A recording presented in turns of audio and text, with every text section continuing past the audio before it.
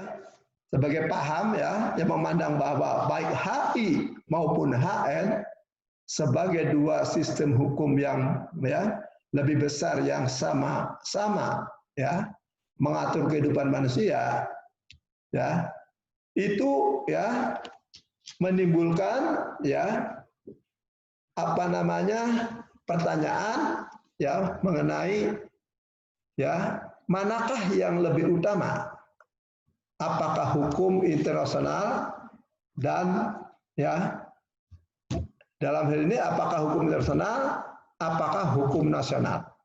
Maka di situ ya dalam paham paham monisme itu ada dua paham lagi, yaitu paham monisme dengan primat hukum ya nasional dan paham monisme dengan primat hukum internasional.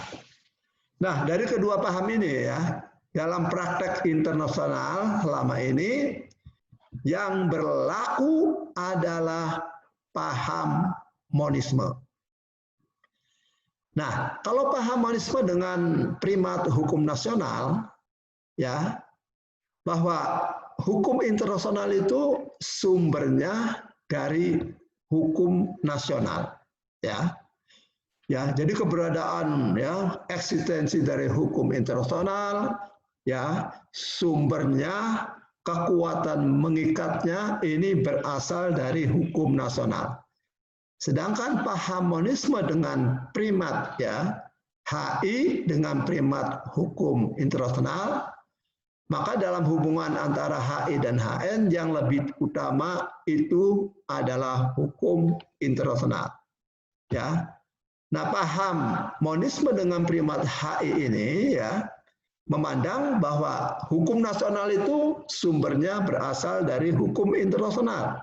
Kekuatan mengikatnya dari hukum ya internasional ya.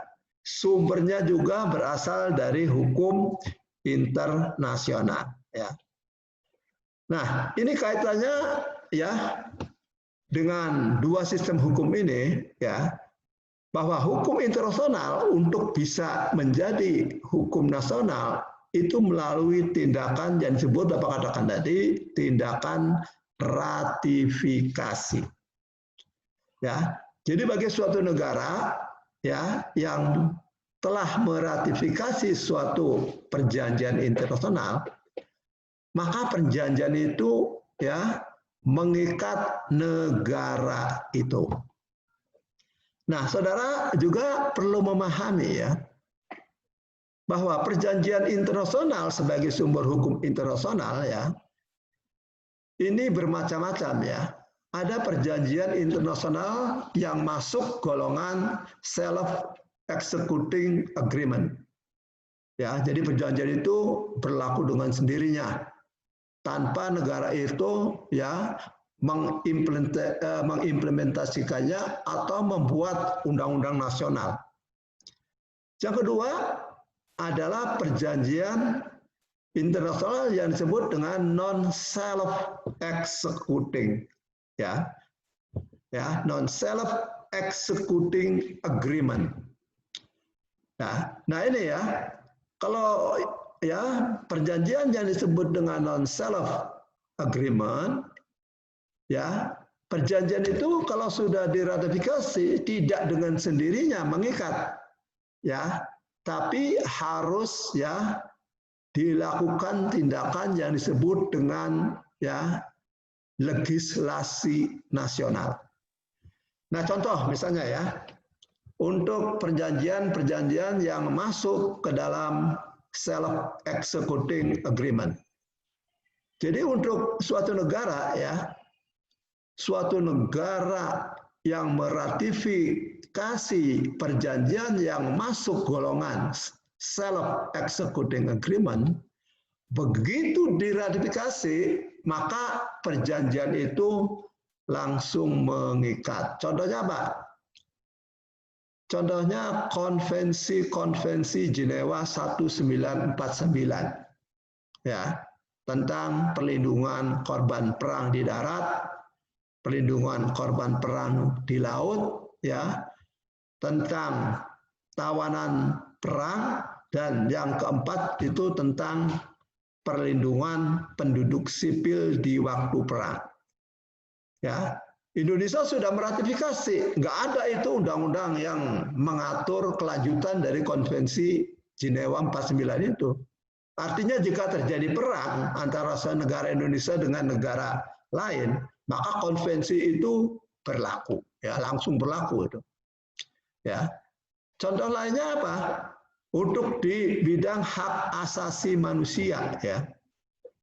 Bapak tadi sudah mengatakan perjanjian yang instrumen lanjutan dari konvensi, ya, deklarasi HAM 10 Desember 48 antara lain itu adalah ya Covenant 1966 tadi mengenai ya apa namanya ekonomi sosial budaya, kemudian yang kedua Covenant 66 tentang hak sipil dan politik. Ya, suatu negara yang meratifikasi kedua Covenant tadi itu tidak perlu membuat undang-undang. Ya, tidak perlu membuat undang-undang pelaksanaan dari ya apa namanya Covenant itu. Ya, artinya apa? Itu bisa langsung menjadi sumber hukum di negara Indonesia. Ya. Jadi yang namanya tadi Bapak katakan konvensi Jenewa 1949 ya.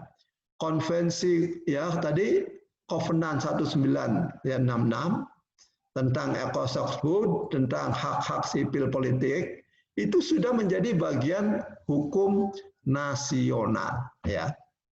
Itu. Tapi juga ada Bapak katakan tadi ya perjanjian yang masuk kelompok non self ya non self executing agreement ya. Ya, jadi perjanjian itu tidak mengikat dengan sendirinya ya.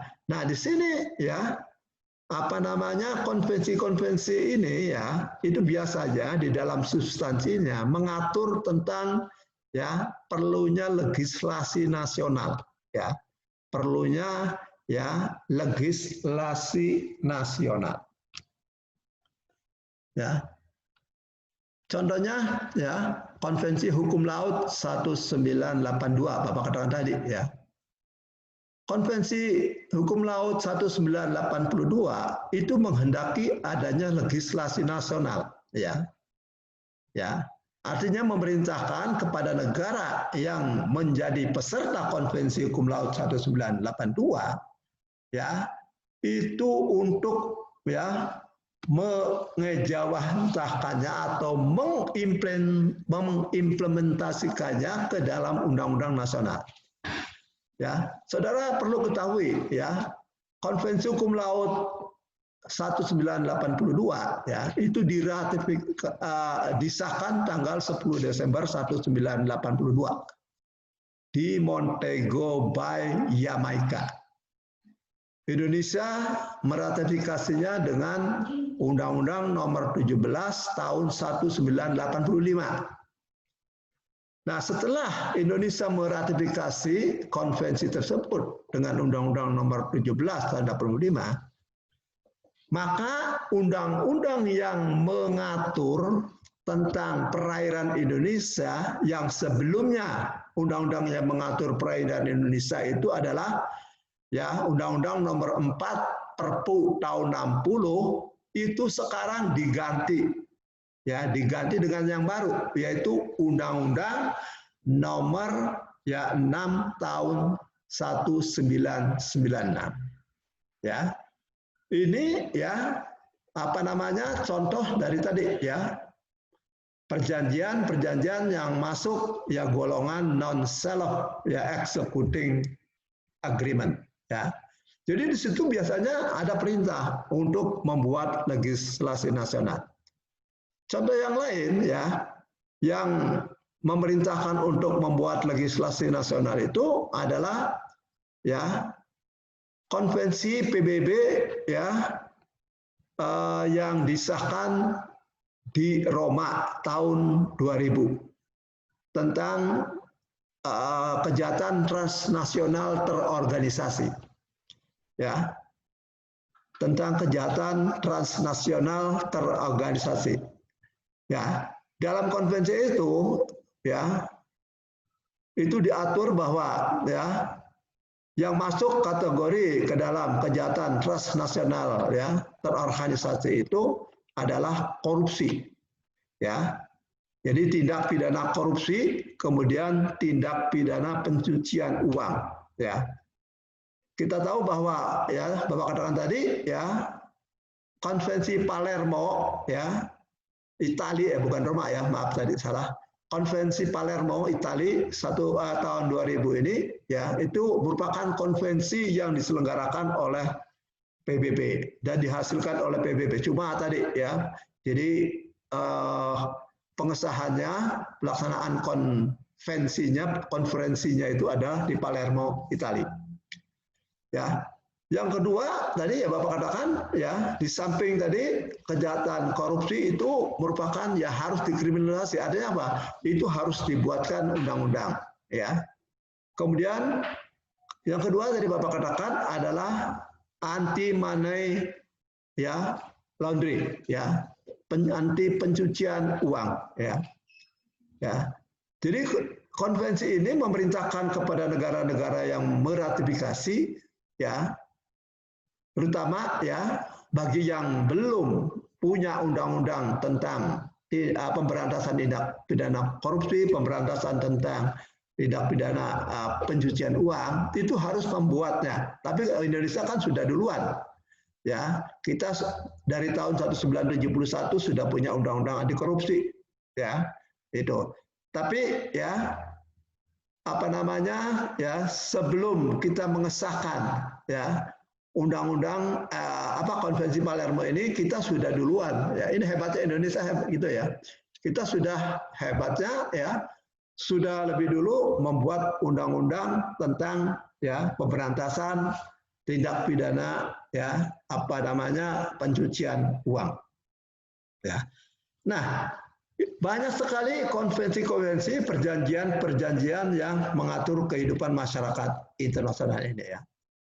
Nah jadi di sini ya, Bapak katakan tadi ya bahwa hukum nasional ya, kalau kita melihat paham monisme dengan primat hukum nasional ya, Bapak katakan tadi bahwa hukum internasional itu sumbernya dari hukum nasional. Ada tidak pertanyaannya itu? Ya. Kalau kita perhatikan ya ada hukum internasional yang sumbernya itu dari hukum nasional. Contohnya, ya contohnya itu ya mengenai metode penarikan garis pangkal lurus, ya, yang pada tahun 1958 ya itu masuk ke dalam konvensi hukum laut Jenewa tahun 1958, ya. Nah, metode penarikan garis pangkal lurus itu ya merupakan ya apa namanya metode penarikan yang menurut Mahkamah Internasional tahun 50 itu ya bukan atau tidak melanggar hukum internasional. Jadi hasil dari putusan Mahkamah Internasional dari sengketa antara Inggris dengan Norwegia ya. Jadi Norwegia sebagai negara pantai ya itu mengukur lebar laut teritorialnya itu menggunakan metode penarikan garis pangkal lurus, ditentang oleh Inggris. Ya, kemudian perkaranya dibawa ke Mahkamah Internasional. Mahkamah Internasional memutuskan bahwa metode penarikan garis pangkal lurus yang dilakukan oleh Norwegia ya atas perintah dari rajanya ya itu tidak bertentangan dengan hukum internasional. Tapi ada tapinya ya, bahwa putusan Mahkamah Internasional ini tidak serta-merta menjadi sumber hukum internasional, tidak ya. Putusan Mahkamah Internasional itu ya hanya berlaku untuk kedua pihak yang bersengketa. Tapi tadi ya, putusan Mahkamah Internasional ini ketika diselenggarakan konferensi, ya bukan konvensi, ya, konferensi Jenewa, ya tahun 1958, ya metode penarikan garis pangkal lurus yang berasal dari Norwegia tadi itu diusulkan ke dalam ya konferensi dan diterima sebagai metode penarikan garis pangkal lurus yang diatur oleh Konvensi Hukum Laut 1958. Ya, ini bukti bahwa hukum nasional menjadi sumber dari hukum internasional. Ya. Yang kedua, ya mengenai hak asasi manusia. Saudara tahu bahwa ya persoalan perlindungan HAM itu sudah banyak berlaku di negara-negara Eropa, ya. Ya, banyak berlaku di negara-negara Eropa. Ya. Maka ketika ya deklarasi HAM ya itu disahkan oleh Majelis Umum PBB tanggal ya 10 Desember 1948, ya kemudian ya muncul konvensi-konvensi lain yang berkaitan dengan hak asasi manusia, ya itu ya. Jadi di sini hukum nasional dari negara-negara ya yang berlaku di Eropa itu juga menjadi sumber hukum internasional, ya. Contoh yang ketiga, ya itu mengenai konsep negara kepulauan, ya. Konsep negara kepulauan ya archipelagic states ya atau kalau kita terkenal pada tahun 57 itu wawasan Nusantara ya itu pertama kali diusulkan oleh negara Indonesia, hebat Indonesia ya. Diusulkan tahun 58 itu oleh Indonesia dalam Konferensi Hukum Laut 1958. Tapi pada waktu itu usulan Indonesia mengenai konsep negara kepulauan archipelagic ya wawasan Nusantara itu ditolak oleh negara-negara Barat, Amerika, Inggris, Belanda dan sebagainya. Maka pada tahun 1958 Konvensi Hukum Laut 1958 itu belum mengatur negara kepulauan. Baru pada Konferensi Hukum Laut ketiga tahun 1970 ya konsep negara kepulauan ini diajukan lagi dalam konferensi yang akhirnya diterima ya. Jadi perjuangan untuk menghasilkan Konvensi Hukum Laut 82 itu dari tahun 73 sampai tahun 82 itu memakan waktu 10 tahun menjadi ya konvensi. Ya. Dan ini oleh konvensi dalam Konvensi Hukum Laut 82 itu ada ya bahasan ya bab tentang negara kepulauan. Itu adalah perjuangan negara Indonesia ya. Perjuangan negara Indonesia dan negara-negara kepulauan yang lainnya. Ya. Jepang, Filipina, ya, Mauritius dan sebagainya. Nah, itu ya hukum Indonesia ya hukum nasional ya yang menjadi sumber hukum internasional. Sebaliknya ya banyak sekali ini undang-undang terutama di negara kita Indonesia ya itu eksis ada karena kita meratifikasi beberapa ketentuan hukum internasional seperti Bapak katakan tadi ya bahwa Indonesia setelah meratifikasi Konvensi Hukum Laut 82 dengan Undang-Undang Nomor 17 Tahun 85, maka Undang-Undang Nomor 4 Tahun 60 ya itu diganti dengan Undang-Undang Nomor ya 6 Tahun 96 tentang perairan Indonesia. Ya, itu ya. Kemudian apa lagi? Di bidang perdagangan ya. Di bidang perdagangan. Dulu kita ya hukum yang mengatur tentang penanaman modal itu ada dua ya Undang-Undang PMA nomor 1 tahun 67 dan Undang-Undang PMDN ya PMDN tahun 1968. Jadi Undang-Undang nomor 1 tahun 67 itu undang-undang yang mengatur tentang penanaman modal asing. Undang-Undang Nomor 1 Tahun 68 itu mengatur tentang penanaman modal dalam negeri. Tahun 80 ya, 84 ya, negara kita itu meratifikasi WTO ya. Meratifikasi perjanjian WTO ya. Maka beberapa ketentuan undang-undang yang berkaitan dengan ya apa namanya TRIMS ya, Trade Relation Investment Measure ya, penanaman modal kita ganti itu.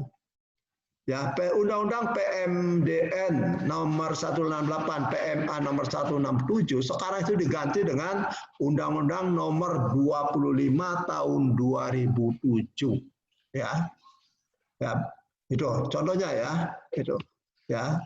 Banyak sekali undang-undang ya yang eksistensinya di Indonesia itu karena Indonesia menjadi peserta ya beberapa konvensi-konvensi internasional ya.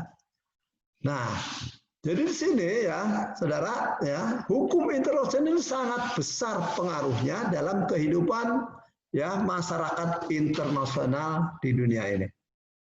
Ya. Oleh karena itu, ya, setiap program studi ilmu hukum baik di Fakultas Hukum Unila, Fakultas Hukum lainnya, Sekolah Tinggi Ilmu Hukum, bahkan FISIP Hubungan Internasional Unila, itu juga ada mata kuliah hukum internasional. Ya, Bapak itu 3 tahun berturut-turut ngajar di situ. Tapi gara-gara remon, ya Bapak ini didepak ya, nggak lagi dipakai. Karena apa? Ya, dipakai ya. Ya, itu sebenarnya harus profesional. Yang ngajar HI ya orang HI, ya bukan orang internal gitu loh. Ya, gitu. Nah, jadi di sini ya arti pentingnya hukum internasional dalam kehidupan ya masyarakat internasional atau negara-negara. Ya, maka di sini ya kalian sebagai mahasiswa Fakultas Hukum Unila ya ini perlu mempelajari hukum internasional. Ya, sangat menarik sekali ya kalian kalau mau mengambil jurusan hukum internasional. Ya. Sangat menarik ya. Ini ya ada lulusan dari kita ya, lulusan dari Fakultas Hukum Unila ini diterima di LAPAN, Lembaga Penerbangan Nasional ya. Ya. Ini tergantung dari kalian ya. Yang jelas itu bagi saudara yang apa namanya bahasa Inggrisnya bagus, silakan bergabung ya. Silakan bergabung dengan ya apa namanya jurusan atau bagian hukum internasional ya. Nah, ya jadi ya di sini ya saudara bahwa hukum internasional sekali lagi ya itu sangat besar pengaruhnya dalam kehidupan masyarakat internasional. Negara-negara termasuk dalam kehidupan masyarakat Indonesia. Ya, oke. Mungkin ada ya pertanyaan dari saudara. Ya, Bapak buka nggak apa-apa ini. Silakan. Ada nggak yang mau bertanya? Gimana caranya, Sa? Nanti mereka ngomong. Pak nih Pak, mau nanya Pak. Ya, silakan. Sebutkan namanya. Silakan di unmute. Dihidupin dulu. Enggak. Mereka bisa ngidupin sendiri. Oh gitu ya. Silakan yang mau tanya.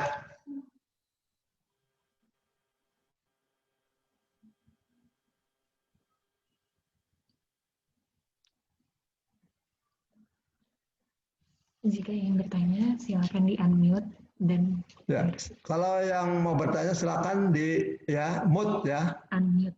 Ya. Ya dihidupkan anunya Speaker. ya, speakernya ya. Ya dihidupkan. Silakan yang mau bertanya.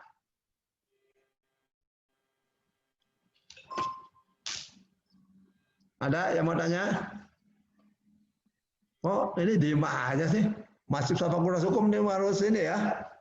Harus pintar ngomong. Karena bisa jadi jaksa, bisa jadi pengacara, bisa jadi diplomat.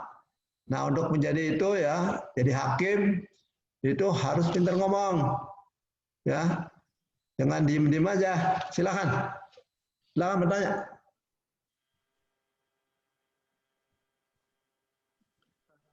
Oke, kalau nggak ada yang bertanya, ya. Jadi bahasan mengenai hukum internasional ini, topik-topik yang akan kita bahas, ya. Itu pertama adalah pendahuluan. Istilahnya itu adalah istilah-istilah definisi perbedaan HI dan HPI, ya. Kemudian bentuk perwujudan hukum internasional, ya. Kemudian yang kedua, pokok bahasan yang kedua itu mengenai hakikat dari hukum internasional, ya.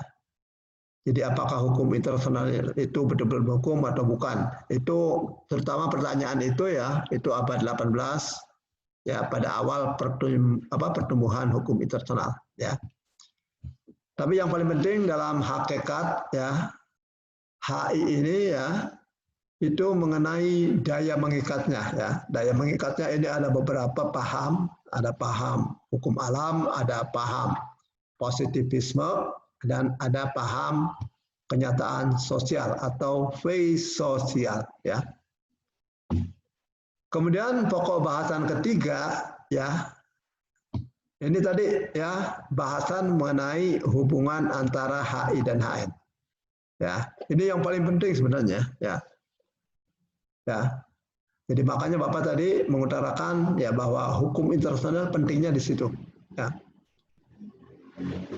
Kemudian pokok bahasan yang keempat, kita akan membahas tentang sumber-sumber hukum internasional, ya. Nah, di sini yang tentunya kalau bicara tentang pengertian sumber hukum itu bukan dalam arti material, bukan dalam arti filosofis atau sosiologis, ya, atau kausa, tapi dalam arti formil, ya. Nah, kalau dalam arti formil, sumber HI-nya itu berasal dari, ya, Statuta Mahkamah Internasional, ya, pasal 38. Ya. Kemudian, ya, setelah sumber hukum internasional, ya, kita akan membahas tentang subjek hukum internasional, ya. Nah, kita pertama kali dalam membahas tentang subjek hukum internasional itu, ya, membahas tentang apakah yang dimaksud, ya, dengan subjek hukum itu, ya. Nah, untuk hukum internasional, ya, beda dengan hukum nasional, terutama hukum perdata, ya, atau dalam hukum administrasi negara beda, ya. Kalau dalam hukum internasional, subjeknya itu adalah negara, ya. Negara takhta suci Vatikan, kemudian Palang Merah Internasional, kemudian organisasi internasional, kemudian pihak berperang, ya, kemudian individu, ya, dan kesatuan-kesatuan bukan negara atau kelompok pejuang yang sedang menuntut kemerdekaan. Kemudian pembahasan berikutnya itu mengenai wilayah negara, ya. Jadi kita akan membahas tentang wilayah negara. Ini sambungan dari pembahasan mengenai subjek hukum, ya, terutama mengenai negara. Negara itu punya unsur, ya. Pertama itu adalah wilayah, rakyat, dan pemerintah. Nah, unsur wilayah ini penting, maka ada pembahasan sendiri mengenai wilayah negara, ya. Wilayah negara ini seperti Bapak katakan tadi meliputi wilayah daratan, ya, wilayah laut, ya, bagi negara pantai, negara kepulauan, dan wilayah udara, ya. Itu adalah wilayah yang berada di bawah kedaulatan negara. Kalau wilayah ruang angkasa itu merupakan, ya, wilayah di luar yurisdiksi negara, ya. Kemudian berikutnya membahas tentang apa?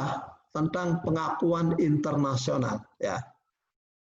Kita akan membahas pengakuan internasional. Pengakuan internasional itu sebenarnya banyak aspek, ya, politiknya daripada hukumnya, ya. Tapi di situ ya pengakuan ini bisa terhadap negara baru, ya, bisa terhadap pemerintah baru, bisa terhadap belligerent, ya.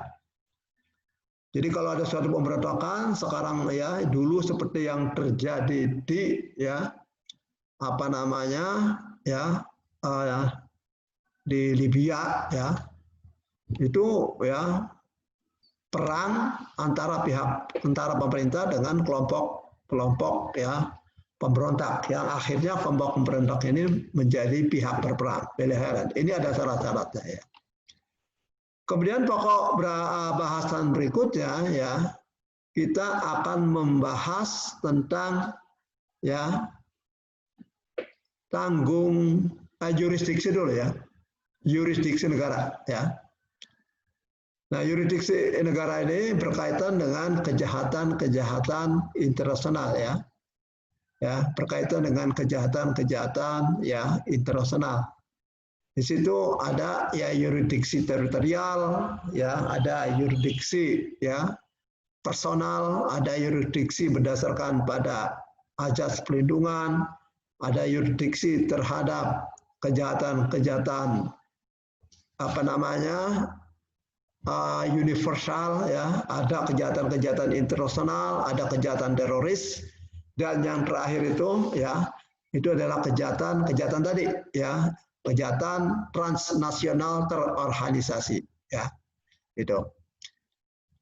Kemudian ya berikutnya yang ke 8 ya itu kita akan membahas tentang tanggung jawab negara ya. Ya, tentang tanggung jawab negara ya. Ya, tanggung jawab negara ya. Ya, tanggung jawab negara ini berkaitan dengan apa? Berkaitan dengan tindakan-tindakan negara ya yang melanggar hukum internasional dan merugikan kepentingan negara. Maka bisa ya perbuatan negara itu bisa menimbulkan pertanggungan jawab negara. Ya. Kemudian berikutnya adalah mengenai pergantian negara. Ya, ini menarik ya pergantian negara itu. Ya, Timor setahun sebelum 75 menjadi wilayah provinsi apa namanya? Ya, provinsi Portugal ya. Itu ya provinsi seberang lautan Portugal. Tahun 75 sampai dengan tahun ya 97 masuk ke dalam wilayah Indonesia. Kemudian jajak pendapat ya menjadi negara merdeka. Itu adalah ya yang disebut dengan pergantian negara ya. Uni Soviet, negara federasi, sekarang bubar menjadi negara-negara merdeka. Di peta itu sekarang Uni Soviet enggak ada. Yang ada itu adalah Federasi Rusia. Itu adalah pergantian negara. Ya, pergantian negara itu menimbulkan akibat hukum, ya, baik di bidang hukum perjanjian maupun ya terhadap harta benda negara, termasuk arsip-arsip negara. Ya.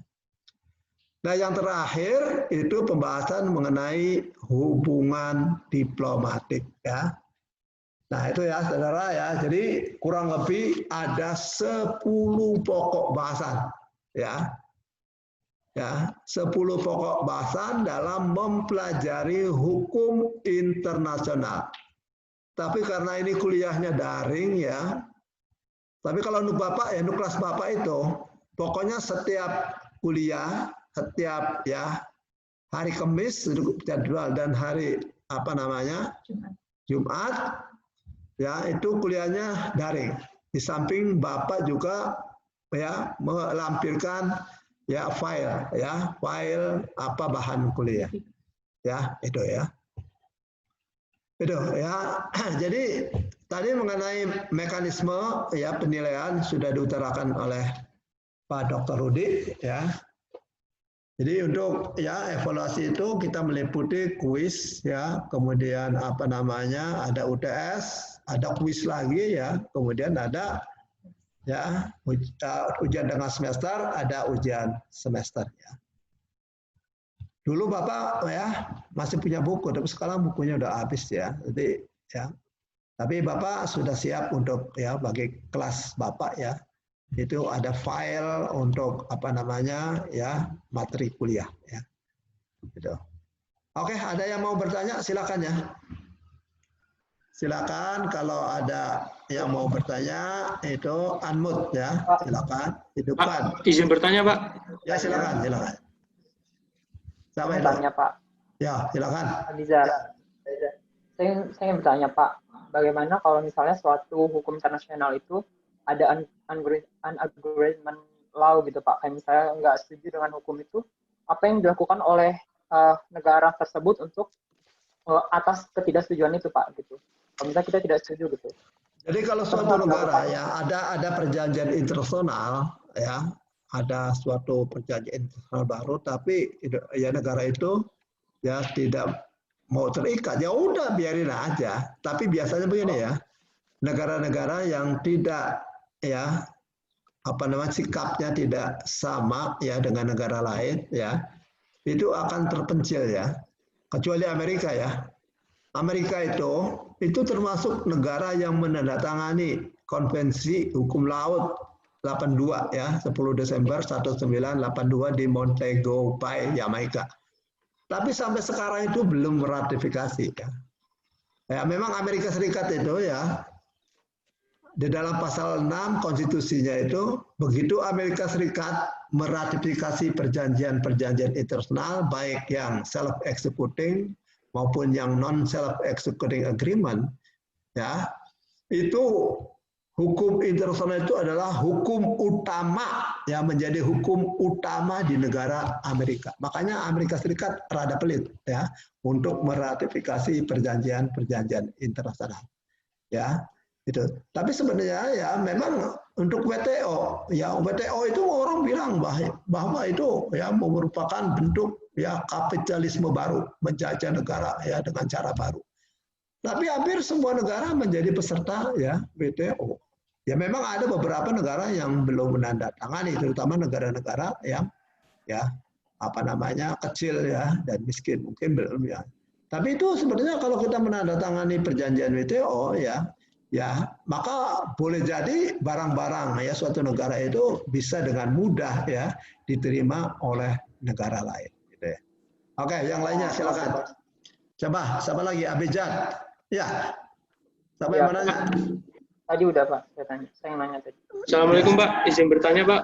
Ya, siapa namanya? Nama saya Arif Gendra Gustanto, NPM 1912011325. Ya, silakan. Saya izin bertanya Pak, kan tadi di atas sudah diterangkan bahwa hukum internasional untuk mengikat suatu negara harus melalui proses ratifikasi hukum. Nah, sebenarnya proses ratifikasi hukum ini memuat komponen apa saja Pak, dan bagaimana suatu negara itu mempunyai pandangan atau pertimbangan yang menjadikan hukum-hukum dari misalnya konvensi internasional itu baik dan bisa diterapkan di negaranya Pak. Terima kasih Pak. Oke, bagus pertanyaannya ya. Saudara Arifke ya. Iya Pak. Jadi apa namanya ya, memang ya kalau ada suatu konvensi baru, perjanjian internasional baru ya, itu Departemen Luar Negeri ya, ini biasanya bersama dengan LSM yang bonafit ya, itu akan mengkaji ya. Mengkaji dalam arti bahwa apakah konvensi-konvensi baru ini layak untuk diratifikasi atau tidak ya. Misalnya ini ya, misalnya untuk Konvensi Roma 1998 tentang ICC, International Criminal Court ya. Itu sampai sekarang Indonesia itu belum meratifikasi ya. Belum meratifikasi itu. Padahal apa? Padahal LSM ya yang ada di Indonesia itu sudah mendesak ya, sudah mendesak kepada pemerintah Indonesia untuk segera meratifikasi Statuta Roma ya 1998 ini ya. Tapi ya pemerintah Indonesia itu punya pertimbangan lain gitu loh ya. Ini sebenarnya kaitannya dengan masalah pelanggaran HAM ya, pelanggaran HAM yang pernah dilakukan katanya ya, masih tanda kutip, dilakukan oleh pemerintah Indonesia, oleh tentara-tentara Indonesia ketika pasca jajak pendapat di Timor Leste. Jadi di situ oleh ya media-media asing ya, oleh LSM asing itu banyak prajurit-prajurit ya tentara kita yang melakukan pelanggaran HAM berat ya di Timor Leste gitu ya. Tapi sebenarnya masalah itu udah selesai. Selesainya di mana? Ya, selesainya karena ya atas desakan masyarakat internasional, negara Indonesia itu membentuk ya pengadilan HAM ad hoc. Ya, HAM ad hoc yang walaupun putusannya ya menyatakan bahwa Panglima Kodam dan tentara-tentara lain ya Indonesia ya yang pada waktu itu ya bertugas di Timor Leste, Timur Timur ya itu dibebaskan dari segala tuduhan ya. Ya. Nah, ini dari situ ya. Jadi masih ada kekhawatiran bahwa ya ya ini salah satu pendapat Bapak ya.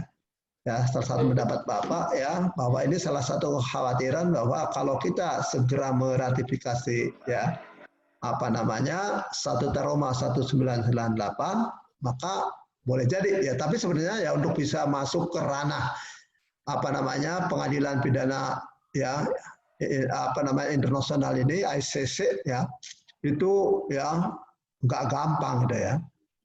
Nggak gampangnya apa? Yang bisa menyerahkan suatu kasus itu ke Mahkamah Internasional itu adalah negara yang bersangkutan, ya. Jadi orang-orang melakukan kejahatan itu yang menjadi warga negara. Jadi negara yang bersangkutan. Ya, yang kedua, ya itu dilakukan oleh Jaksa Penuntut Umum ICC, ya. Jadi yang bisa melakukannya itu ya Jaksa Penuntut Umum ICC. Yang ketiga itu melalui resolusi Dewan Keamanan PBB. Jadi PBB itu bisa ya memutuskan menyerahkan pelaku-pelaku ya kejahatan yang dimuat di dalam Statut Roma 1998 ini kepada Jaksa Penuntut Umum ya ICC. Tapi saudara perlu ketahui ya bahwa ya Mahkamah Pidana Internasional itu hanya merupakan mahkamah pelengkap.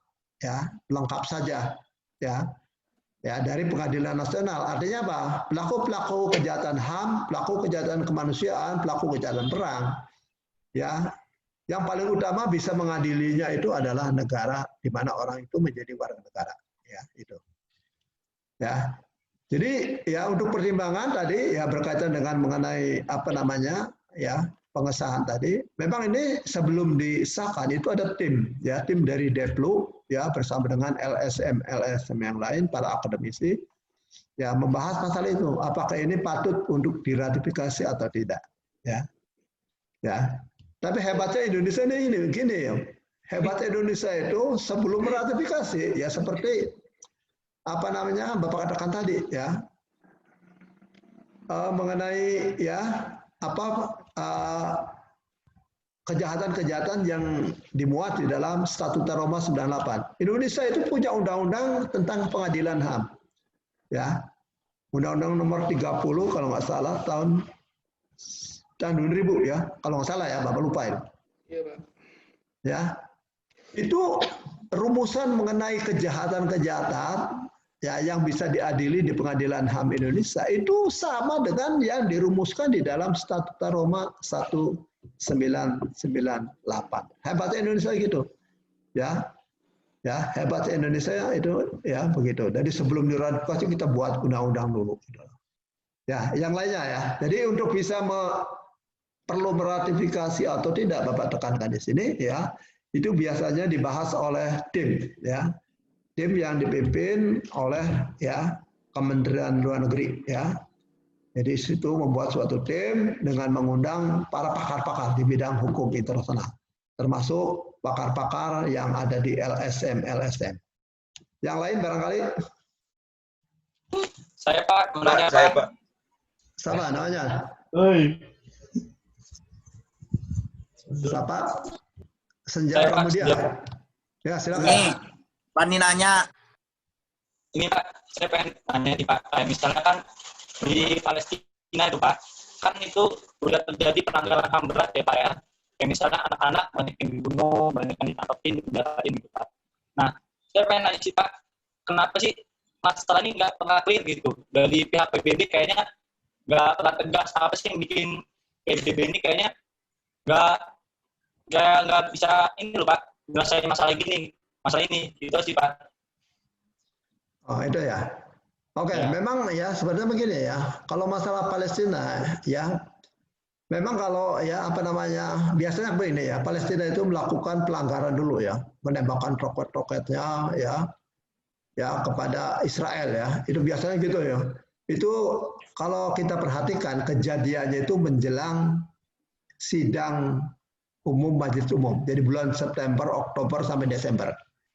Ya, tapi kayaknya untuk masa pandemi barangkali ya itu nggak kedengeran ya, tapi memang begitu. Jadi biasanya itu ya apa namanya orang-orang Palestina itu Hamas ya dan lain-lain itu meluncurkan roket-roket ya nembakin Israel. Tapi balasan dari Israel ini kadang-kala melampaui batas gitu ya. Artinya memang dalam Al-Qur'an jelas yaitu bahwa kita kalau melakukan suatu apa namanya tindakan, maka tindakan dari pihak lain ini akan lebih ini gitu, akan lebih berat gitu ya.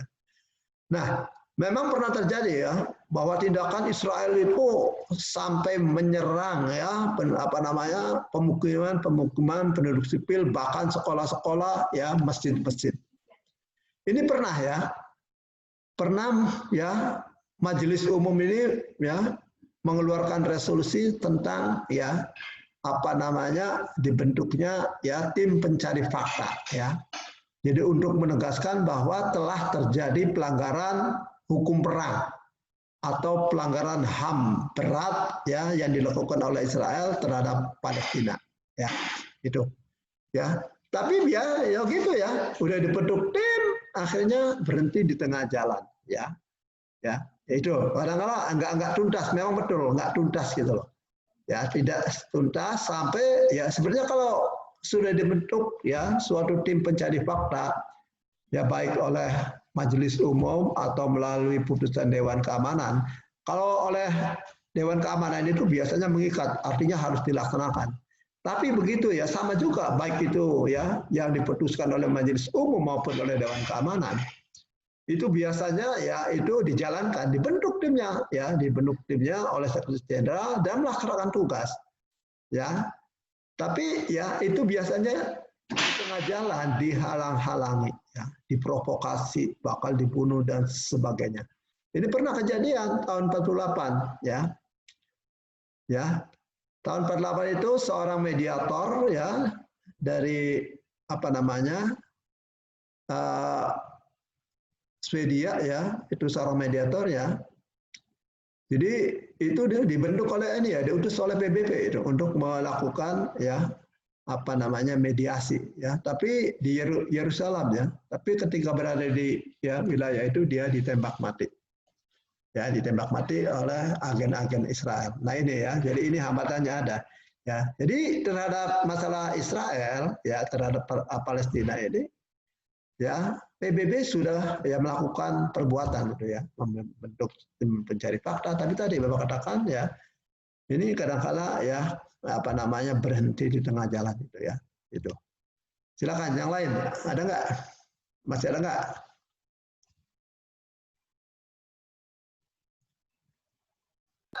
Saya Pak. Siapa namanya? Saya Pak. Ya silakan. Bagaimana sih Pak tata cara meratifikasi hukum internasional ke hukum nasional yang ada di Indonesia? Oke. Nah, jadi mengenai tindakan ratifikasi ya, mengenai tindakan ratifikasi oleh setiap negara itu tergantung dari konstitusi dari ya apa namanya undang-undang dasar dari negara yang bersangkutan. Untuk Indonesia ya itu landasan hukumnya adalah ya Undang-Undang Dasar 1945 ya pasal 11 ya. Kemudian juga Undang-Undang Nomor 24 Tahun 2000 ya. Ya.